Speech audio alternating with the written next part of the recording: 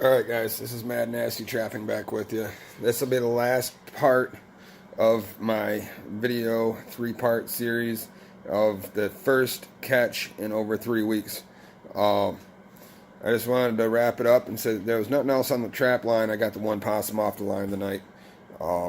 Again, better than nothing, and it's more fur in the freezer, and I get enough of these possums that'll at least hopefully cover my gas for the season. So, you know, smaller possums, if I get them in live traps, I typically let them go so they can get a little bit bigger. Large possums, if the coloration is right and they have a lot more white or really, really light gray in them, those are the ones I tend to take. So I do take those off the live traps, and obviously anything that gets hit in a conibear trap that is not an incidental catch, or a animal that is not supposed to be in your trap by law. Other than that, I try to keep every animal that I get in my conibear traps. They all add up to being fur, and instead of going and just wasting these possums and, getting them in the conibears and throwing them in the woods, it's not sportsmanlike, guys. Being a good practical sportsman, you want to go and take these critters that you have, even though they're only worth $1, $1.50 here in Michigan. In 2016 auction, they were about $1, $1.50. They ain't worth much, but you kill them, you might as well make the best of it, bring it back, spend the time, skin it out, and do it right. I mean, have respect for the animals out in the woods, guys. Let the small ones go. They ain't worth much at auction. And, anything in a conibear trap, as long as it's legally able to be kept, you want to go ahead and keep those critters. Spend the time, even on the low dollar furs, skin them out. Let's get them back here to market and make some money on them. That's what we do it for, guys. Okay? So, I just wanted to point out here that, we got our opossum here. And, this is where he'll stay for the night. He's going to be laid out here on this skinning table, prepped out for tomorrow.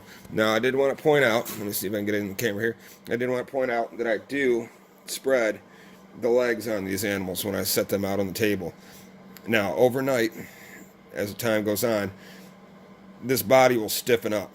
And when it stiffens up, it's a lot easier for going and doing your starting cuts, which I'll show you on tomorrow's videos.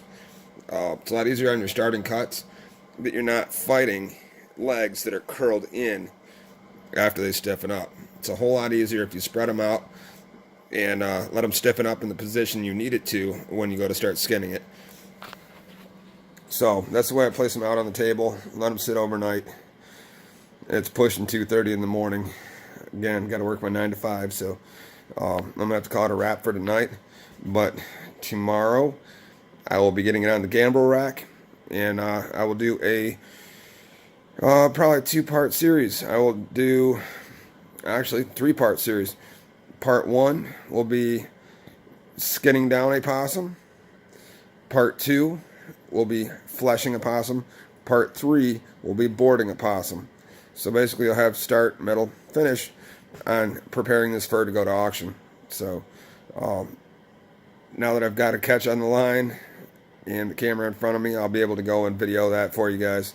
And eventually, once I figure out how to do all this this camera technology stuff that I'm not good at yet, once I get it figured out, I'll be lumping together my coon videos. I'll lump together all my possum videos, and I'll put those in under playlists, so you can watch them from step 1, 2, 3, 4, 5, all the way up.